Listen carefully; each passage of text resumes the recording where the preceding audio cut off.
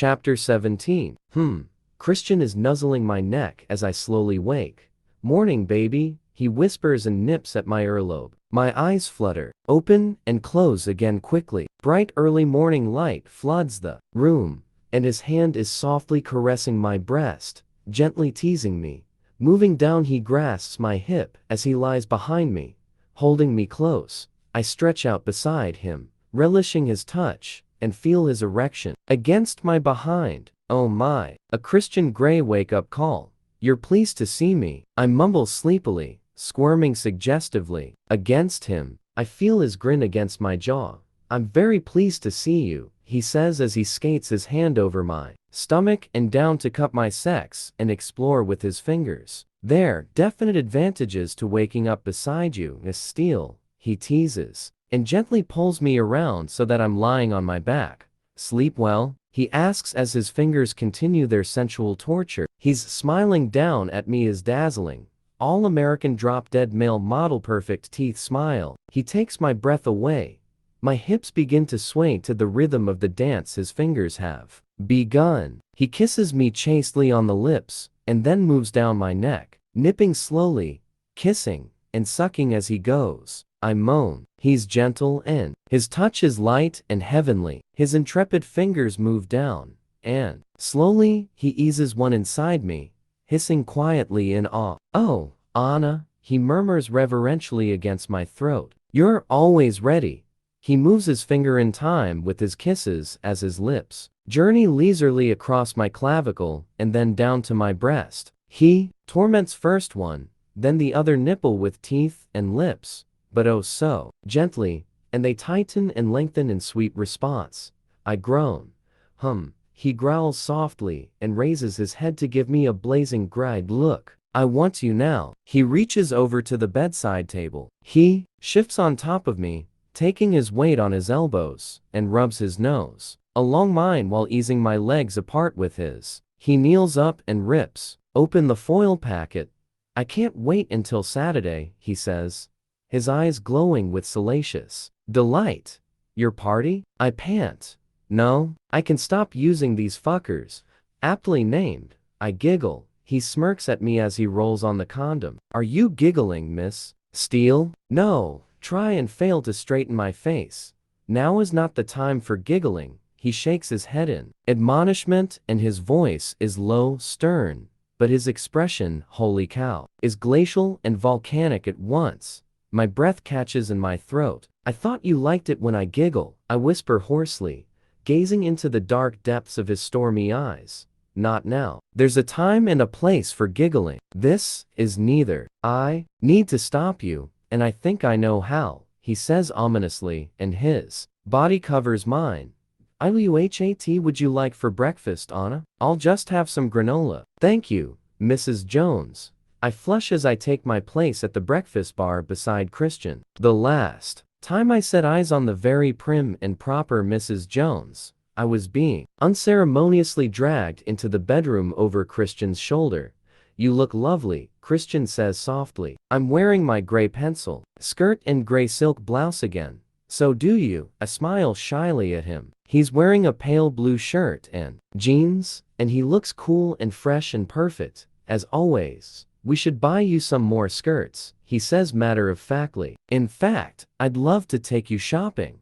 Shopping. I hate shopping, but with Christian, maybe it one single quotes t.be so bad. I decide on distraction as the best form of defense. I wonder what will happen at work today. They'll have to replace the sleazeball. Christian frowns, scowling as if he's just stepped in something extraordinarily unpleasant. I hope they take on a woman as my new boss. Why?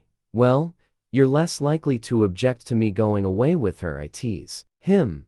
His lips twitch and he starts on his omelet. What's so funny? I ask. You are. Eat your granola, all of it, if that's all you're having. Bossy as ever. I purse my lips at him but dig in. So, the key goes here. Christian points out the ignition beneath the gearshift. Strange place, I mutter. But I'm delighted with every little detail. Practically bouncing like a small child in the comfortable leather seat. Christian is finally letting me drive my car. He regards me coolly. though his eyes are alight with humor. "You're quite excited about this, aren't you?" he murmurs, amused. I nod, grinning like a fool. "Just smell that new car smell. This is even better than the submissive special." The A3, add quickly, blushing. Christian's mouth twists. "Submissive special, eh? You have such a way with words, Miss Steele." He leans back with the fox look of disapproval, but he can't fool me. I know he's enjoying himself. "Well, let's go." He waves his hand toward the entrance of the garage. I clap my hands, start the car, and the engine purrs to life. Putting the gear shift into drive, I ease my foot off the brake and the Saab moves smoothly forward. Taylor starts up the Audi behind us and once the garage barrier lifts, follows us out of Escala onto the street. "Can we have the radio on?" I ask as we wait at the first stop sign. "I want you to concentrate," he says sharply. "Christian, please, I can drive with music on." I roll my eyes. He scowls for a minute and then reaches for the radio. "You can play your iPod in MP3 discs as well as CDs on this," he murmurs. The too loud dulcet tones of the police suddenly fill the car. Christian turns the music down. "King of Pain, your anthem."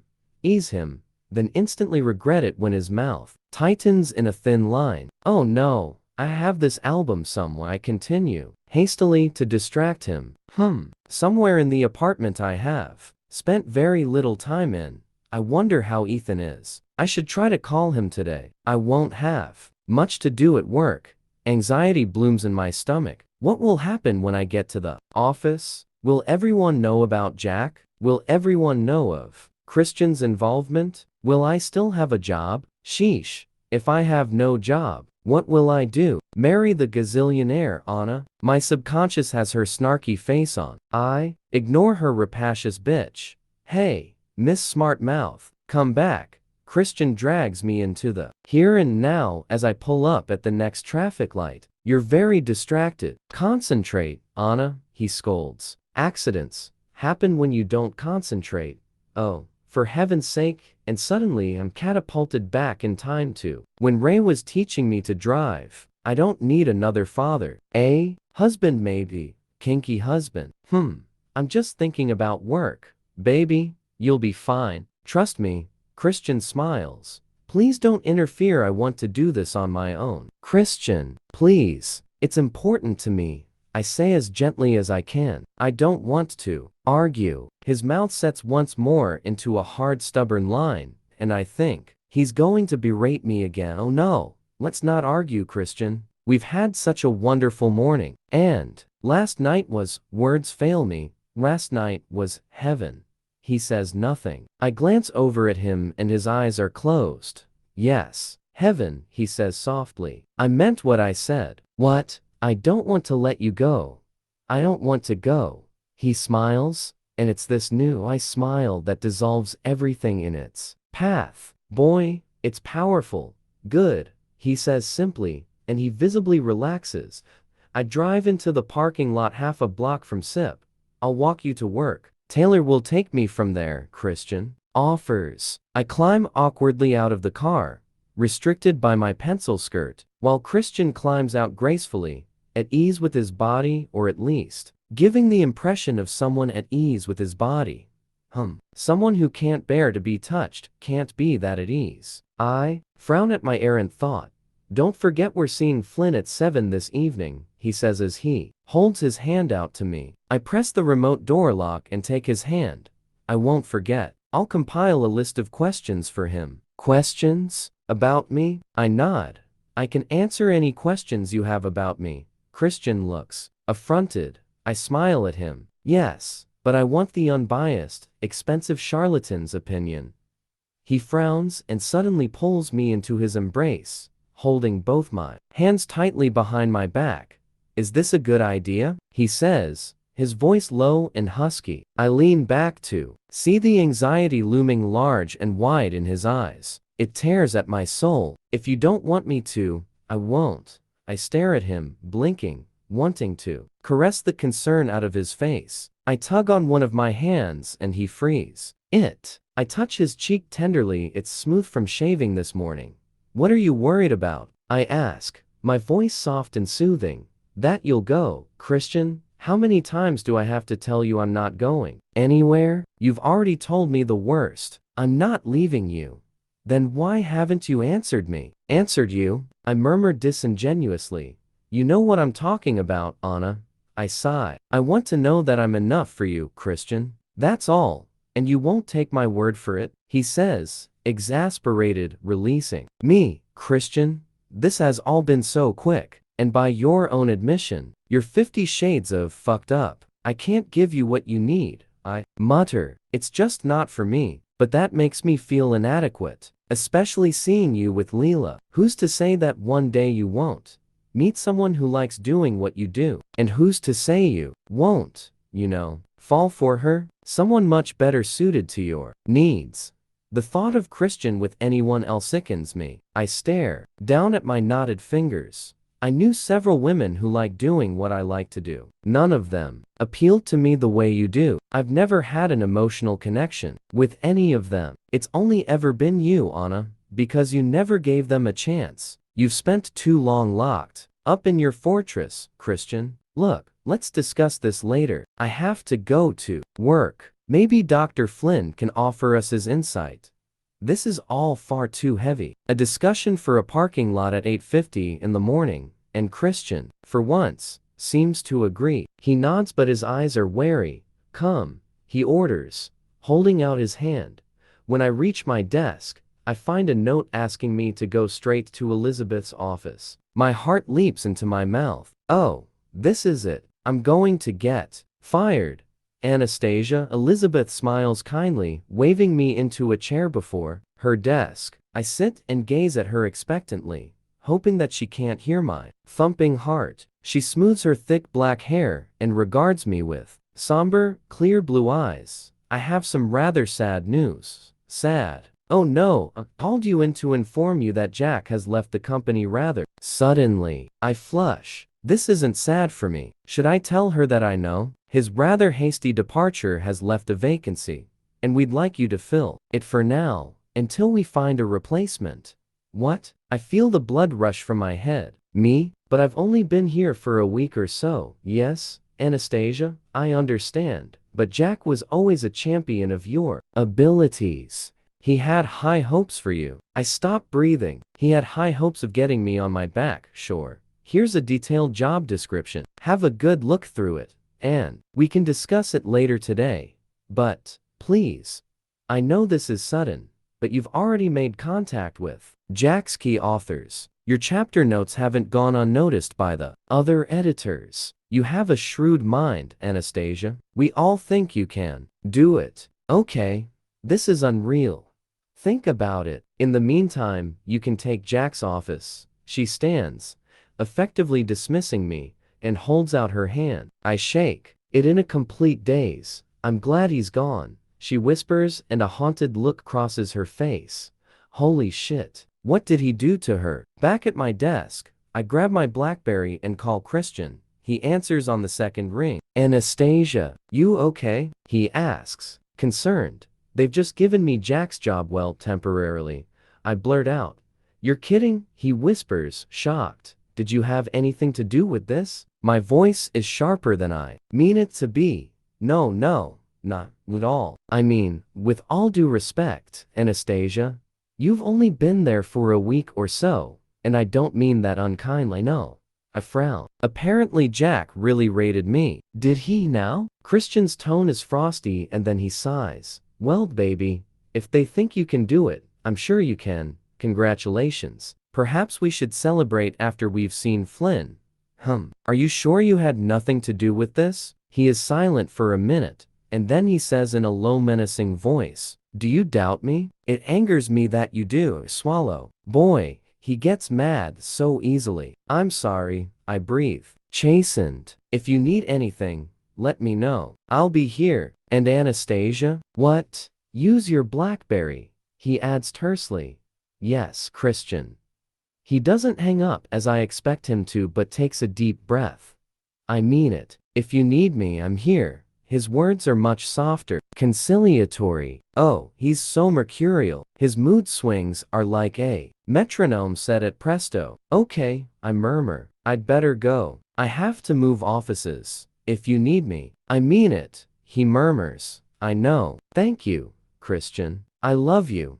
I sense his grin at the other end of the phone. I've won him back. I love you too, baby. Oh, will I ever tire of him saying those words? To me, I'll talk to you later.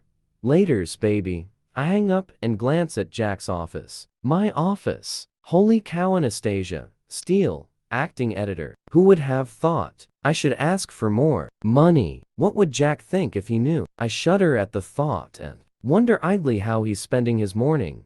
Obviously not in New York. As he expected, I stroll into my new office, sit down at the desk, and start reading the job description. At 12:30, Elizabeth buzzes me. Anna, we need you in a meeting at 1 o'clock in the boardroom. Jerry Roach and Kay Bestie will be there. You knows the company. President and vice president. All the editors will be attending. Shit. Do I need to prepare anything? No. This is just an informal gathering we do once a month. Lunch will be provided. I'll be there. I hang up. Holy shit. I checked through the current roster of Jack's authors. Yes, I've pretty much got those nailed. I have the 5 manuscripts he was championing, plus 2 more, which should really be considered for publication. I take a deep breath. I cannot believe it's lunchtime already. The day has flown by, and I'm loving it. There has been so much to absorb this morning. A ping from my calendar announces an appointment. Oh no, Mia. In all the excitement, I have forgotten about our lunch. I fish out my BlackBerry and try frantically to find her phone number. My phone buzzes. It's him. In reception. Claire's voice is hushed. Who? For a second, I think it might be Christian, the blonde god. Ethan?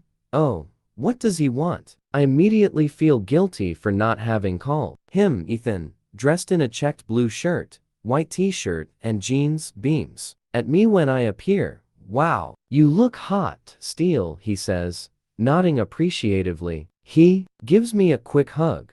Is everything okay? I ask. He frowns. Everything's fine, Anna. I just wanted to see you. I haven't heard from you in a while, and I wanted to check how Mr. Mogul was treating you. I flush and can't help my smile. Okay, then exclaims, holding up his hands. I can tell by the secret smile. I don't want to know anymore. I came by on the off chance you could do lunch. I'm enrolling at Seattle for psych courses in September, for my master's.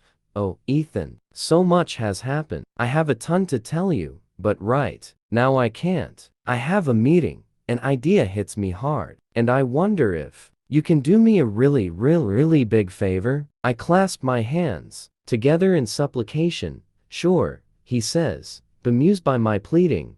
I'm supposed to be having lunch with Christian and Elliot's sister, but I can't get hold of her, and this meeting's just been sprung on me. Please, will you take her for lunch? Please? Aw, Anna, I don't want to babysit some brat. Please, Ethan. I give him the biggest, bluest, longest eyelashed look that I can manage. He rolls his eyes, and I know I've got him. You'll cook me something? He mutters. Sure, whatever, whenever. So where is she? She's due here now. And as if on cue, hear her voice. Anna, she calls from the front door. We both turn, and there she is, all curvaceous and tall, with her sleek black bob, wearing a mint green mini dress and matching high-heeled pumps with straps around her slim ankles. She looks stunning. The brat, he whispers, gaping at her. Yes, the brat that needs babysitting, I whisper back. Hi, Mia. I give her a quick hug as she stares rather blatantly at Ethan. Mia, this is Ethan, Kate's brother. He nods, his eyebrows raised in surprise. Mia blinks several times as she gives him her hand. Delighted to meet you, Ethan murmurs smoothly, and Mia blinks. Again silent for once. She blushes. Oh my, I don't think I've ever seen her blush. I can't make lunch, I say lamely. Ethan has agreed to take you if that's okay. Can we have a rain check? Sure, she says quietly. Mia quiet. This is novel. Yeah, I'll take it from here. Laters, Anna, Ethan says. offering Mia his arm. She accepts it with a shy smile. Bye, Anna. Mia turns to me and mouths, oh my God, giving me an exaggerated wink. She likes him. I wave at them as they leave the building. I wonder what Christian's attitude is about his sister dating. The thought makes me uneasy. She's my age, so he can't object, can he? This is Christian we're dealing with. My snarky subconscious is back. Hatchet-mouthed, cardigan on, and purse in the crook of her arm. I shake off the image. Mia is a grown woman and Christian can be reasonable, can't he? I dismiss the thought and head back to Jack's, my office to prep for the meeting. It's 3:30 when I return. The meeting went well. I have even secured approval to accept the 2 manuscripts I was championing. It's a heady feeling. On my desk is an enormous wicker basket crammed with stunning white and pale pink roses, while the fragrance alone is heavenly. I smile as I pick up the card. I know who sent them. Congratulations, Miss Steele, and all on your own. No help from your over-friendly neighborhood megalomaniac CEO. Love, Christian. I pick up my BlackBerry to email him. From Anastasia Steele. Subject, megalomaniac. Date, June 16, 2011 15:43.to. Christian Grey is my favorite type of maniac. Thank you for the beautiful flowers. They've arrived in a huge wicker basket that makes me think of picnics and blankets. X. From Christian Grey. Subject, fresh air. Date, June 16, 2011 15:55.to. Anastasia Steele. Maniac. Dr. Flynn may have something to say about that. You want to go on a picnic? We could have fun in the great outdoors, Anastasia. How is your day going, baby? Christian Grey, CEO, Grey Enterprises Holdings, Inc. Oh my. I flush reading his response. From Anastasia Steele. Subject, hectic. Date, June 16, 2011 16:00.to. Christian Grey. The day has flown by. I have hardly had a moment to myself to think about anything other than work. I think I can do this. I'll tell you more when I'm home. Outdoors. Sounds interesting.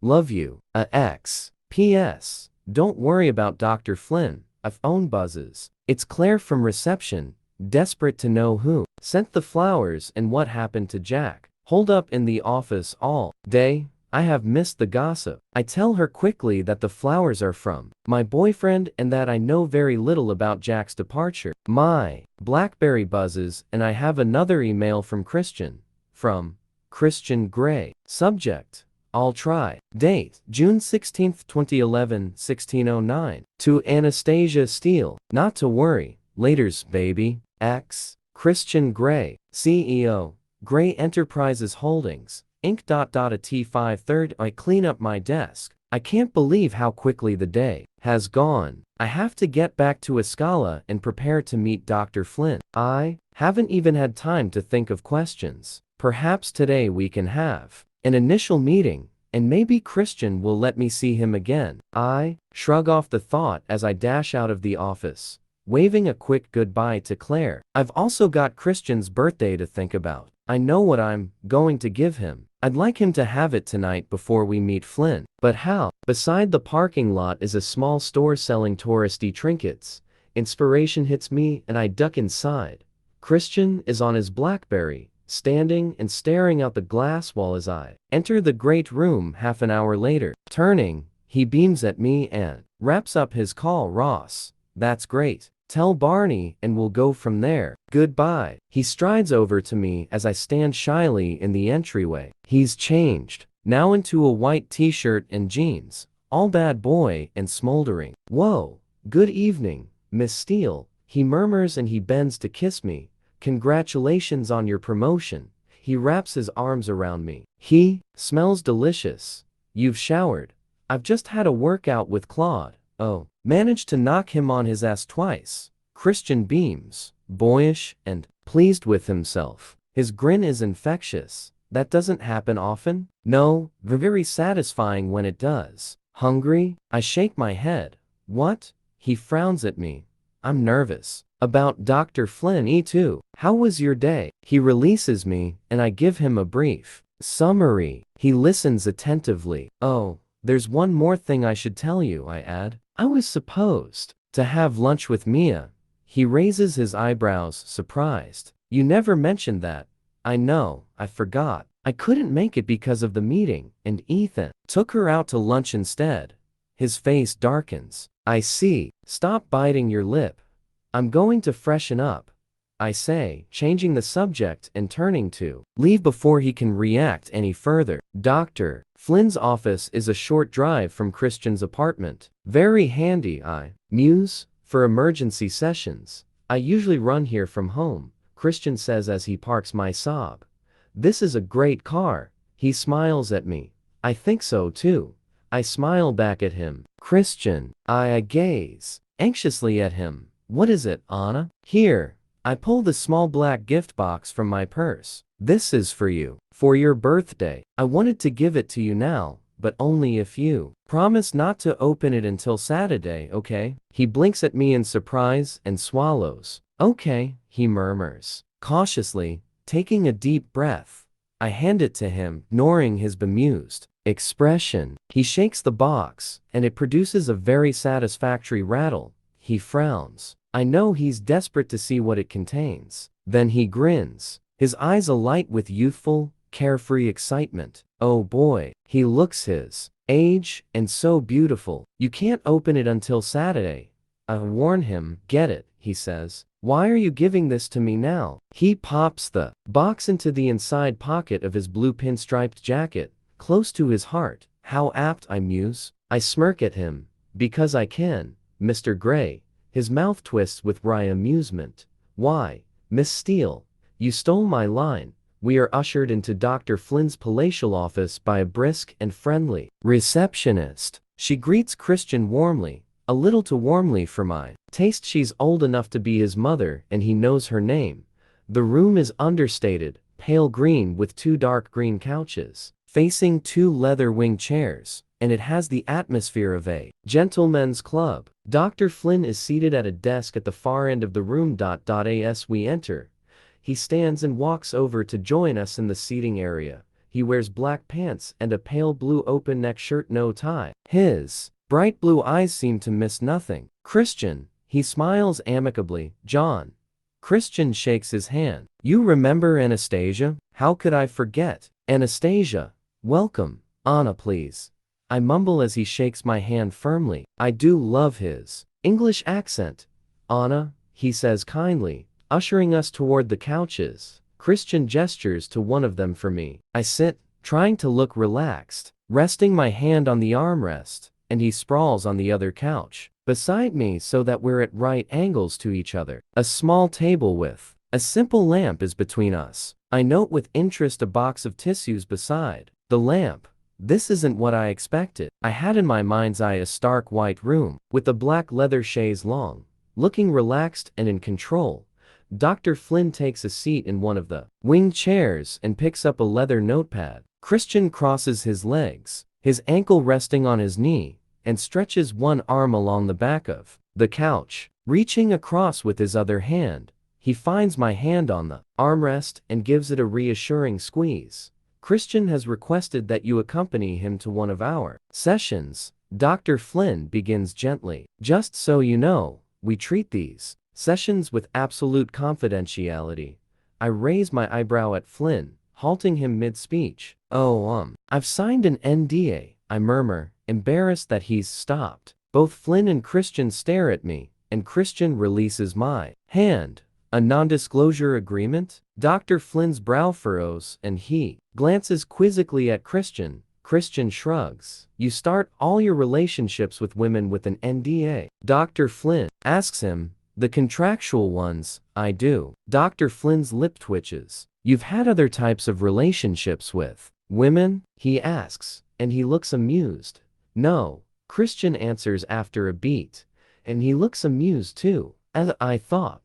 Dr. Flynn turns his attention back to me. Well, I guess we don't have to worry about confidentiality, but may I suggest that the two of you discuss this at some point? As I understand, you're no longer entering into that kind of contractual relationship. Different kind of contract, hopefully, says Christian softly, glancing at me. I flush and Dr. Flynn narrows his eyes. Anna, you'll have to forgive me, but I probably know a lot more about you than you think. Christian has been very forthcoming. I glanced nervously at Christian. What has he said? An NDA, he continues. That must have shocked you.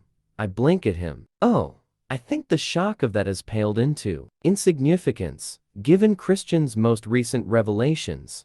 I answer, my voice soft and hesitant. I sound so nervous, I'm sure.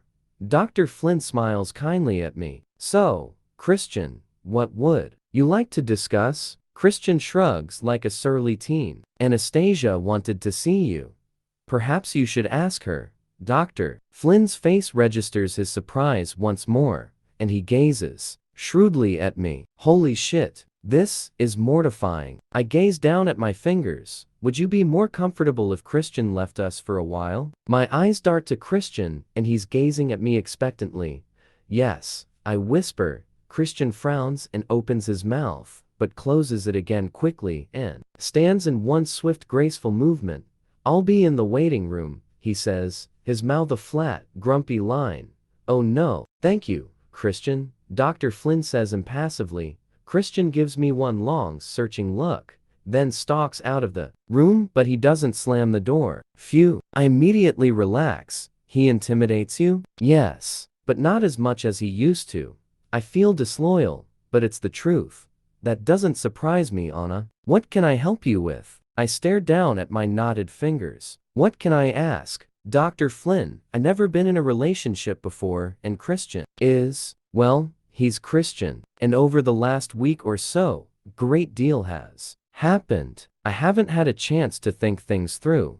What do you need to think through? I glance up at him, and his head is cocked to one side as he gazes at me with compassion, I think. Well, Christian tells me that he's happy to give up. Awry, stumble, and pause. This is so much more difficult to discuss than I'd imagined. Dr. Flynn sighs. Anna, in the very limited time that you've known him, you've made more progress with my patient than I have in the last 2 years. You have had a profound effect on him. You must see that. He's had a profound effect on me too. I just don't know if I'm enough to fulfill his needs. I whisper, is that what you need from me? Reassurance? I nod. Needs change, he says simply. Christian has found himself in a situation where his methods of coping are no longer effective. Very simply, you've forced him to confront some of his demons and rethink. I blink at him. This echoes what Christian has told me. Yes, his demons. I murmur. We don't dwell on them, they're in the past. Christian knows what his demons are. As do I, and now I'm sure you do too. I'm much more concerned with the future and getting Christian to a place where he wants to be. Frown, and he raises an eyebrow.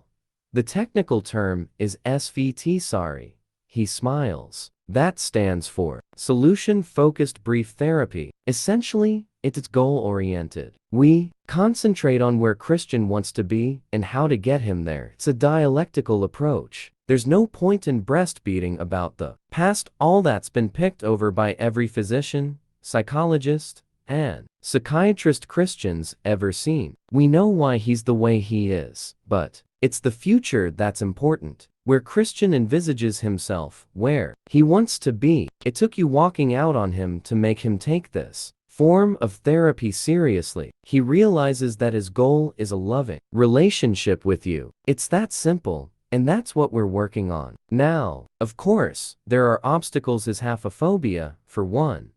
His what? I gasp. I'm sorry. I mean his fear of being touched, Dr. Flynn says, shaking his head as if scolding himself, which I'm sure you're aware of. I flush and nod. Oh, that. He has a morbid self-abhorrence. I'm sure that comes as no surprise to you. And of course, there's the parasomnia, night terrors. Sorry, to the layperson, but Flynn hasn't mentioned my central concern. But he's a sadist. Surely, as such, he has needs that I can't fulfill. Dr. Flynn actually rolls his eyes. and his mouth presses into a hard line. That's no longer recognized as a psychiatric term. I don't know how many times I have told him that. It's not even classified as a paraphilia anymore, not since the 90s. Dr. Flynn has lost me again. I blink at him. He smiles kindly at me. This is a pet peeve of mine.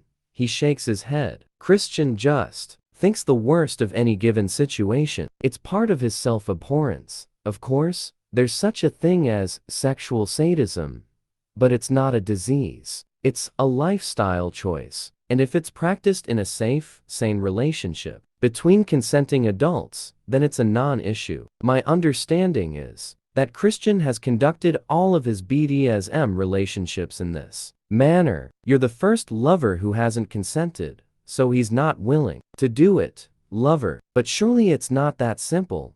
Why not? Dr. Flynn shrugs good-naturedly. Well, the reasons he does it, Anna, that's the point. In terms of solution-focused therapy, is that simple. Christian wants to be with you. In order to do that, he needs to forgo the more extreme aspects of that kind of relationship. After all, what you're asking for is not unreasonable, is it? I flush. No, it's not unreasonable, is it? I don't think so, but I worry that he does. Christian recognizes that and has acted accordingly. He's not insane. Dr. Flynn sighs. In a nutshell, he's not a sadist, Anna. He's an angry, frightened, brilliant young man who was dealt a shit hand of cards when he was born. We can all beat our breasts about it and analyze the who, the how, and the why to death, or Christian can move on and decide how he wants to live. He'd found something that worked for him for a few years, more or less, but since he met you, it no longer works, and as a consequence, he's changing his modus operandi. You and I have to respect his choice and support him in it. I gape at him. That's my reassurance. As good as it gets, Anna. There are no guarantees in this life. He smiles. And that is my professional opinion. I smile too, weakly. Doctor jokes. Geez, but he thinks of himself as a recovering alcoholic. Christian will always think the worst of himself. As I said, it's part of his self-abhorrence. It's in his makeup, no matter what. Naturally, he's anxious about making this change in his life. He's potentially exposing himself to a whole world of emotional pain, which, incidentally, he had a taste of when you left him. Naturally, he's apprehensive. Dr. Flynn pauses. I don't mean to stress how important a role you have in his Damascene conversion, his road to Damascus, but you have. Christian would not be in this place if he had not met you. Personally, I don't think that an alcoholic is a very good analogy, but if it works for him for now, then I think we should give him the benefit of the doubt. Give Christian the benefit of the doubt. I frown at the thought. Emotionally, Christian is an adolescent, Anna. He bypassed that phase in his life totally. He's channeled all his energies into succeeding in the business world, and he has beyond all expectations. His emotional world has to play catch up. So how do I help? Dr. Flynn laughs. Just keep doing what you're doing. He grins at me. Christian is head over heels. It's a delight to see. I flush, and my inner goddess is hugging herself with glee. But something bothers me. Can I ask you one more thing? Of course. I take a deep breath. Part of me thinks that if he wasn't this broken, he wouldn't want me. Dr. Flynn's eyebrows shoot up in surprise. That's a very negative thing to say about yourself, Anna. And frankly, it says more about you than it does about Christian. It's not quite up there with his self-loathing, but I'm surprised by it. Well, let him. And then look at me. Dr. Flynn frowns. I see an attractive young man, and I see an attractive young woman. Anna, why don't you think of yourself as attractive? Oh no, I don't want this to be about me. I stare down at my fingers. There's a sharp knock on the door that makes me jump. Christian comes back into the room, glaring at both of us. I flush and glance quickly at Flynn, who is smiling benignly at Christian. Welcome back, Christian, he says. I think time is up, John. Nearly, Christian. Join us. Christian sits down, beside me this time, and places his hand possessively on my knee. His action does not go unnoticed by Dr. Flynn. Did you have any other questions, Anna? Dr. Flynn asks, and his concern is obvious. Shit, I should not have asked that question. I shake my head. Christian, not today, John. Flynn nods. It may be beneficial if you both come again. I'm sure Anna will have more questions. Christian nods reluctantly. Flush. Shit, he wants to delve. Christian clasps my hand and regards me intently. Okay? He asks softly. I smile at him, nodding. Yes, we're going for the benefit of the doubt. Courtesy of the good doctor from England. Christian squeezes my hand and turns to Flynn. How is she? He asks softly. She'll get there, he says reassuringly. Good. Keep me updated of her progress. I will. Holy fuck. They're talking about Leela. Should we go and celebrate your promotion? Christian asks me. Pointedly. I nod shyly as Christian stands. We say our quick goodbyes to Dr. Flynn, and Christian ushers me out. With unseemly haste. In the street. He turns to me. How was that? His voice is anxious. It was good. He regards me suspiciously. I cock my head to one side. Mr. Gray, please don't look at me that way. Under doctor's orders, I am going to give you the benefit of the doubt. What does that mean? You'll see. His mouth twists and his eyes narrow. Get in the car, he orders, while opening the passenger door of the Saab. Oh. Change of direction. My BlackBerry buzzes. I haul it out of my purse. Shit, Joe's. Hi, Anna. Hi. I stare at 50, who is eyeing me suspiciously. Joe's. I mouth at him. He stares impassively at me, but his eyes harden. Does he think I don't notice? I turn my attention back to Joe's. Sorry I haven't called you. Is it about tomorrow? I ask Joe's, but stare up at Christian. Yeah. Listen, I spoke with some guy at Gray's place, so I know where. I'm delivering the photos, and I should get there between 5 and 6. After that, I'm free. Oh. Well, I'm actually staying with Christian right now, and if you want to, he says you can stay at his place. Christian presses his mouth in a hard line. Some host he is. Joe's is silent for a minute, absorbing this news. I cringe. I haven't had a chance to talk to him about Christian. Okay, he says eventually. This thing with Gray, it's serious? I turn away from the car and pace to the other side of the sidewalk. Yes. How serious? I roll my eyes and pause. Why does Christian have to be listening? Serious? Is he with you now? That why you're speaking in monosyllables? Yes. Okay, so are you allowed out tomorrow? Of course I am. I hope. I automatically cross my fingers. So where should I meet you? You could pick me up from work. I offer. I texted you the address. What time? 6. Sure, I'll see you then, Anna. Looking forward to it. I miss you. I grin. Cool, I'll see you then. I switch the phone off and turn. Christian is leaning against the car watching me carefully, his expression impossible to read. How's your friend? He asks coolly. He's well. He'll pick me up from work, and I think we'll go for a drink. Would you like to join us? Christian hesitates, his gray eyes cool. You don't think he'll try anything? No. I'm as exasperated, but I refrain from rolling my eyes. Okay. Christian holds his hands up in defeat. You hang out with your friend, and I'll see you later in the evening. I was expecting a fight, and his easy acquiescence throws me off balance. See? I can be reasonable. He smirks. My mouth twists. We'll see about that. Can I drive? Christian blinks at me, surprised by my request. I'd rather you didn't. Why? Exactly. Because I don't like to be driven. You managed this morning. And you seem to tolerate Taylor driving. I trust Taylor's driving implicitly, and not mine. I put my hands on my hips. Honestly, your control. Freakishness knows no bounds. I've been driving since I was 15. He shrugs in response, as if this is of no consequence whatsoever. Oh, he's so exasperating. Benefit of the doubt? Well, screw that. Is this my car? I demand. He frowns at me. Of course, it's your car. Then give me the keys, please. I've driven it twice, and only to and from work. Now, you're having all the fun. I am in full-on pout mode. Christian's lips twitch with a repressed smile. But you don't know where we're going. I'm sure you can enlighten me, Mr. Gray. You've done a great job of it so far. He gazes at me, stunned, and then smiles. His new shy smile that totally disarms me and takes my breath away. Great job, eh? He murmurs. I blush. Mostly yes. Well, in that case.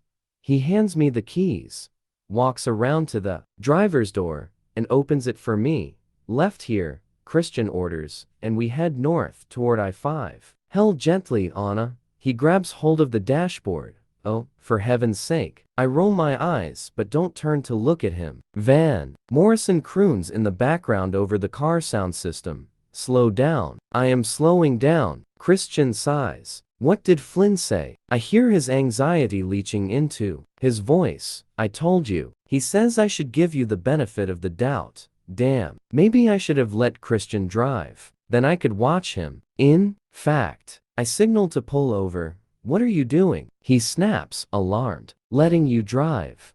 Why? So I can look at you.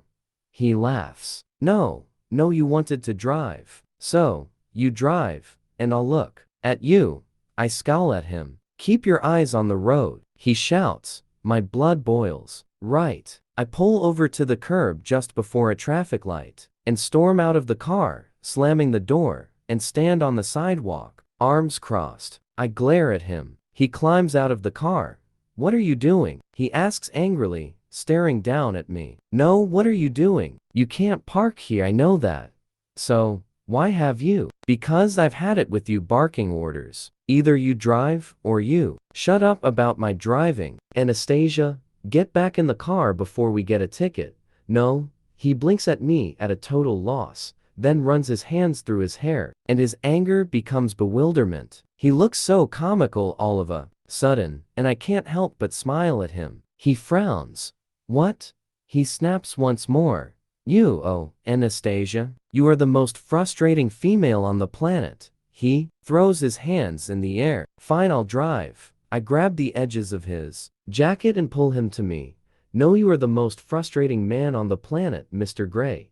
He gazes down at me, his eyes dark and intense. Then he snakes his arms around my waist and embraces me, holding me close. Maybe we're meant for each other then, he says softly and inhales deeply, his nose in my hair. I wrap my arms around him and close my eyes. For the first time since this morning, I feel myself relax. Oh, Anna, Lana. He breathes, his lips pressed against my hair. I tighten my arms around him, and we stand, immobile, enjoying a moment of unexpected tranquility on the street. Releasing me, he opens the passenger door. I climb in and sit quietly, watching him walk around the car. Restarting the car, Christian pulls out into the traffic, absent-mindedly, humming along to Van Morrison.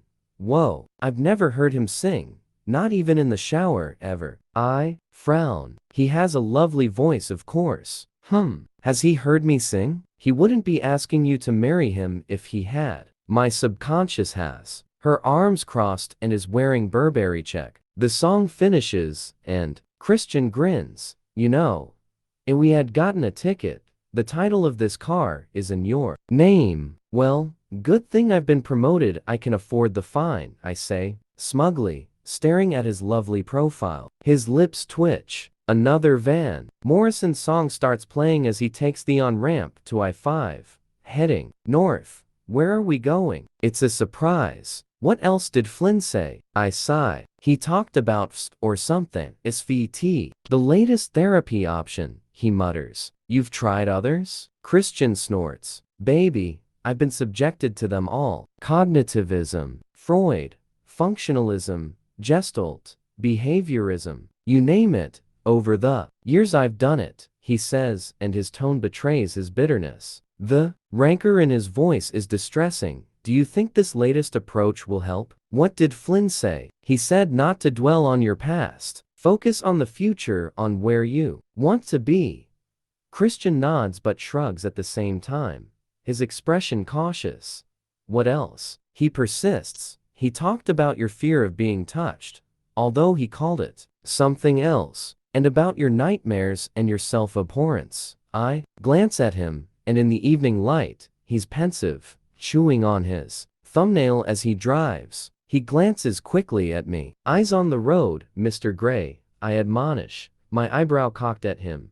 He looks amused and slightly exasperated. You were talking forever, Anastasia. What else did he say? I swallow. He doesn't think you're a sadist. I whisper. Really?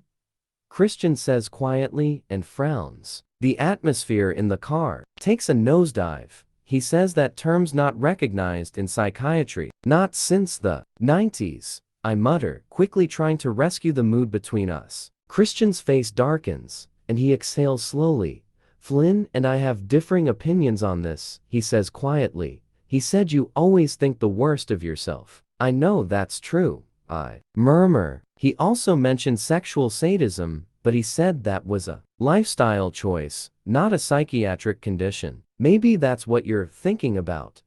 His eyes flash toward me again, and his mouth sets in a grim line. So one talk with the good doctor and you're an expert, he says, acidly, and turns his eyes forward. Oh dear, I sigh. If you don't want to hear what he said, don't ask me, I mutter, softly. I don't want to argue. Anyway, he's right. What the hell do I know about all his shit? Do I even want to know? I can list the salient points. His control freakishness, his possessiveness, his jealousy, his overprotectiveness, and I completely understand where he's coming from. I can even understand why he doesn't like to be touched. I've seen the physical scars. I can only imagine the mental ones, and I've only glimpsed his nightmares once. And Dr. Flynn said, I want to know what you discussed. Christian interrupts my thoughts as he heads off I-5. On exit 172, heading west toward the slowly sinking sun. He called me your lover. Did he now? His tone is conciliatory. Well, he's nothing if not fastidious about his terms. I think that's an accurate description. Don't you? Did you think of your subs as lovers? Christian's brow creases once more. But this time, he's thinking. He turns the sob smoothly north once again. Where are we going? No, they were sexual partners, he murmurs, his voice cautious. Again, you're my only lover, and I want you to be more. Oh, there's that magical word again, brimming with possibility. It makes me smile, and inside I hug myself, trying to contain my joy. I think that's an accurate description. Don't you? Did you think of your subs as lovers? Christian's brow creases once more, but this time, he's thinking. He turns the sob smoothly north once again. Where are we going? No, they were sexual partners, he murmurs, his voice cautious. Again, you're my only lover, and I want you to be more. Oh, there's that magical word again, brimming with possibility. It makes me smile, and inside I hug myself, trying to contain my joy. I know, I whisper, trying hard to hide my excitement. I just need some time, Christian, to get my head around these last few days. He glances at me oddly, perplexed, his head inclined to one side. After a beat, the traffic light we're stopped at turns green. He nods and turns the music up, and our discussion is over. Van Morrison is still singing more optimistically now about it being a marvelous night for moon dancing. I gaze out the windows at the pines and spruce dusted gold by the fading light of the sun, their long shadows stretching across the road. Christian has turned onto a more residential street, and we're heading west toward the sound. Where are we going? I ask again as we turn onto a road. I catch a road sign 9th Avenue NW. I am baffled, surprised. He says and smiles mysteriously.